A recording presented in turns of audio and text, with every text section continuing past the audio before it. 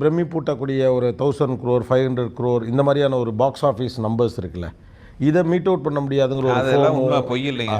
சும்மா 500 crore 1000 crore சும்மா பேப்பரில் போடுறது. இப்போ எத்தனை ப்ரொடியூசர்ஸ் வந்து நூலாகி அந்த தப்பாக போட்டால் அந்த ஹீரோக்கள் அடுத்த படம் தரமாட்டாங்க. அதுக்காக எல்லா படமும் 500 கோடி 600 கோடி 1000 கோடி அதெல்லாம் நம்ம ஊர் இப்போ உதாரணத்துக்கு சொல்கிறேன், 1 லிட்டர் பால் பாத்திரத்தில் 1 லிட்டர் பால் தான் ஊற்ற முடியும். அது எப்படி 1 லிட்டர் பாலில் வந்து இந்த 10 லிட்டர் ஊற்றிட்டேன்னு எப்படி சொல்ல முடியும்? மார்க்கெட் சைஸே அவ்வளோதாங்க. மார்க்கெட் சைஸ்னு ஒரு லிமிடேஷன் இருக்குது. எல்லா படமும் 100 கோடி 200 கோடிங்கிறதெல்லாம் சும்மா பொய். அப்படி ஒன்றும் இல்லை. அப்படி ஒரு இதுதான் மாய இது. அது ஏதோ 1-2 படம் ஓடுது. சொல்லுங்க, என்ன சொல்ல வரீங்க? அதான் நம்பாதீங்கண்ணே. சும்மா 300-400 அடிச்சு விட்டு போகிறது தான். சும்மா சொல்கிறது தான்.